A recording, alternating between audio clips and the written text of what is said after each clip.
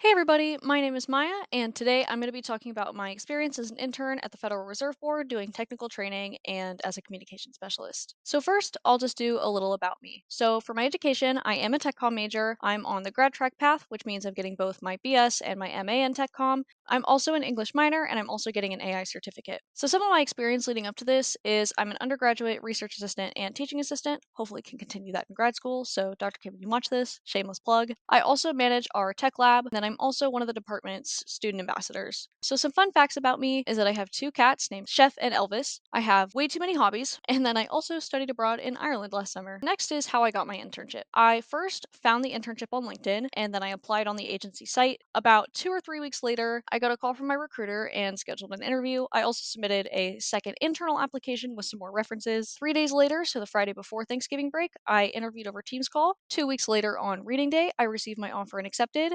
And then between January and mid May, when I moved to DC and started, I went through the process to obtain my public trust, which is basically a type of information security clearance. I just had to obtain it. They basically had to make sure I wasn't going to, do horrible things and share a bunch of information I'm not supposed to share.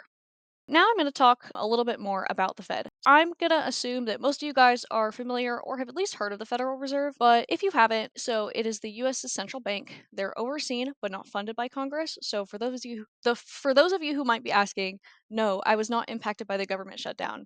And they have five key functions. So they conduct monetary policy, they supervise and regulate financial institutions, they provide payment and settlement services, promote consumer protection and community development, and they ensure financial stability.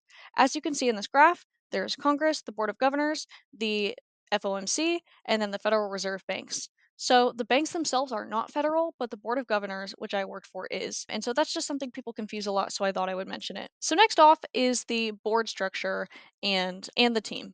And so right now, as you can see, the board has 15 different divisions, which is a lot. I worked for the IT division, as you can see here, and now I'll just show you guys the org chart. I know this is super small. I'm so sorry. It's the only way I could fit it all on here. But as you can see, it's really complicated. So I worked for the workforce development and communications team, which you can see circled here. I'll zoom in so you can actually see it. And then now for my team's structure itself. First off, we have my manager. And so my team is kind of split into communications and technical training. At first, I worked with communications and then I worked more with technical training. So for my roles, as I was saying, I worked with workforce development and comms as well as technical training.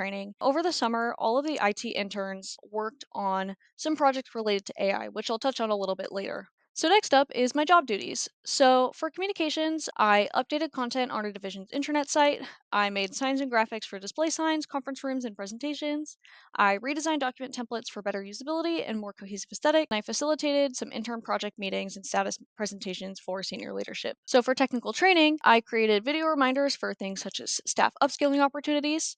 I used existing written software training guides to create training videos, and I created a reusable video template and other technical training branding assets, which I'll also talk about a little bit later. So now for the tools that I use. So as you can see, I have all these tools that I use on screen. For Word, that was mainly just editing content and templates. PowerPoint was creating presentations, also just editing some document templates. Outlook and Teams, typical project management and communication stuff, nothing special. SharePoint Online is just where we host all of our sites, and so that's where all of my stuff ended up, as well as the site updates that I made. Camtasia, I just used for editing all the videos that I worked on. Acrobat, general PDF stuff, and then Illustrator and Photoshop I used for any graphics assets for videos and other things. The rest of the software, so DevOps was the project management tool we used for the IT intern projects. And then we also used GitHub, some proprietary LLMs, VS Code, AntConch, Anaconda, SaltStack, and then some other proprietary dev tools for those projects. I didn't mess with those a lot, but I thought I would mention them here regardless. So next, I'm going to talk about my project work. We have the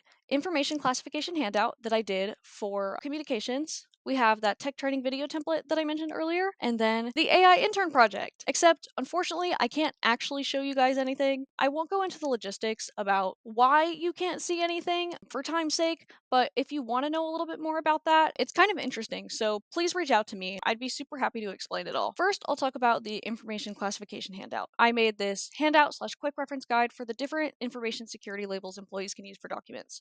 So, you know how Outlook, they'll have three shields, it's like green shield, shield, yellow shield, red shield. We have 7 of those and they all have different subdivisions too. It's really complicated. The main document for that is 35 pages long, and one of my teammates affectionately described it as a document no one would want to ever read unless they need a cure for a raging case of insomnia. So that's kind of a bad combo. Information that could be really, really bad if it's misclassified, and a document that nobody wants to read. That's not good. So that's where I came in. And so basically, what I did is I took all of this information, mainly the security labels, and I put it on a handout just with the most important information and a couple examples. The next project I worked on was the tech training video template. Tech training has a bunch of written guides that they want turned into videos, but nobody has time to make them from scratch every time.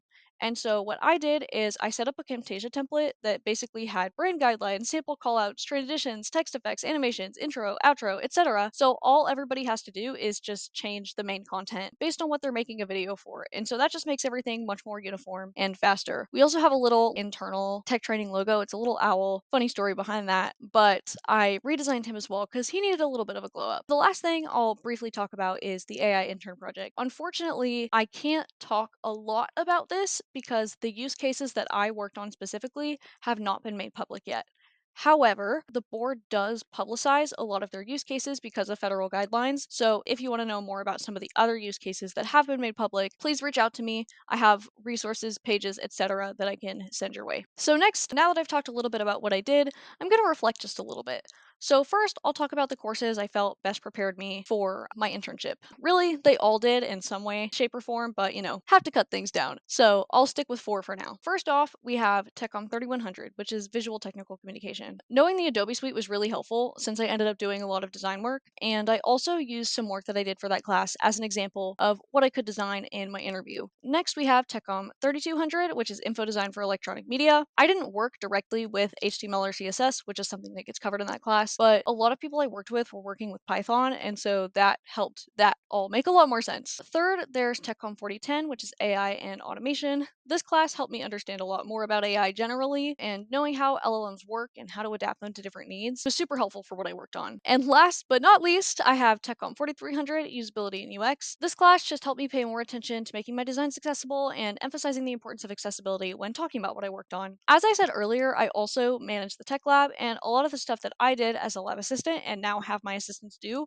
was also super relevant. So that's all just to say the work that we do is really important and it matters and it's relevant. So, next, a few more of my takeaways. I'll talk about what I learned, challenges I faced, and what I would do differently. I'll go ahead and say that most of what I got out of this internship wasn't necessarily tool or skill knowledge, but really knowledge about myself, my values, connections, priorities, and the workplace, and that all matters. As I was saying, the first thing is connections. For real, all of the people I met were really, really wonderful, and that's something that was very heavily emphasized whenever I got this internship, and I felt like it was true. It's been so awesome to meet so many cool people from so many different spaces, and it made the internship 1,000% worth it, even if even if everything else was terrible, which it wasn't. And so don't worry though, being strategic, connected with all those people on LinkedIn, former employees are everywhere. It's crazy to see how many different places are like, hey, somebody from your company works here. But anyways, I've also noticed I've gotten less spam calls, so that's been interesting. Working here has also been really normal, except for minor quirks, which reach out if you want to know more. But I mean, a normal office building, everybody dresses normal, the stuff I work on is normal, but it's just all a little bit higher stakes. And for example, the data I work with is FOMC data or stuff from the literal board, and that's kind of crazy. But also, I can check JPAL's team status whenever I want, which is kind of hilarious. I think that's the one that always gets me. Also, people have really strong feelings about the Fed, and so it's really interesting to see those. I have a really funny example from LinkedIn. If I could find the screenshot, I will paste it here. And it's an extreme example, but you can see what I'm talking about. So the next thing I'll talk about is the challenges that I faced. I will say the first thing was manager involvement. My team and most people were really wonderful, but I didn't get a lot of guidance from my manager. I was kind of just told to go explore and then she'd come check on me later, and then that didn't really happen. And I was supposed to have a syllabus, and that didn't happen. And basically, I did a lot of self management, and that would be fine if I went in expecting that, but it was a little bit difficult whenever I was told I would have structure and then not given said structure. There's also the whole state of the world right now, and the board just returned to office back in September, so over the summer, everybody was working from home the last bit that they could, and then I was supposed to be hybrid. I was told I had to be in person every day. I didn't go in person because my manager who was supposed to be in person wasn't. Sorry if you see this. Anyways, and then of course, as soon as I went remote, everybody went back in person. But it made things lonely at times. But it was okay, I learned a lot. And I'd say the last and probably most important challenge has just been the debate with myself and knowing what I want for my future. And I'll preface this to just say that I am so, so grateful for this opportunity and I would not trade it for the world. Getting to live in DC for 3 months was awesome. And if you have the chance to go somewhere new for an internship, do it. Do it if you absolutely can. It's such a great experience to be able to get out and say that you did that. And with that being said, I have been going back and forth with myself about, is this something that I could do forever? And I don't know. I grew up always being told to try and learn something new every day, no matter how big or small. And that mindset has really stuck with me. I try to ask myself every day, what did I learn today, to hold myself accountable? And I can't say I'm perfect, but I do my best. I was able to do that in my internship, and you're probably like, what's the problem then? The problem is the things I learned weren't the things that I can use to help those around me. And that's what I need. I need to work directly with people and I need to be challenged. It doesn't matter how much I enjoy the individual tasks, I need to see the why. If I'm asking myself, so what, then it's not the place for me. It's also just really hard to grapple with the fact that I'm not satisfied with what could be considered a lot of people's dream job. Everybody going into this was telling me, wow, you made it. And I'm like, well, actually. But, anyways, even since coming back to Texas this fall, I've learned so much about myself and what feels right to me and what I want out of my career. And my gut has told me that this isn't right, and to listen to that. Lastly, what I would do differently? Honestly, nothing. Was I perfect 100% of the time? No. Nobody is. And maybe I would have had a more enjoyable experience if things were different. But as an optimist, getting to see that realness was super, super important.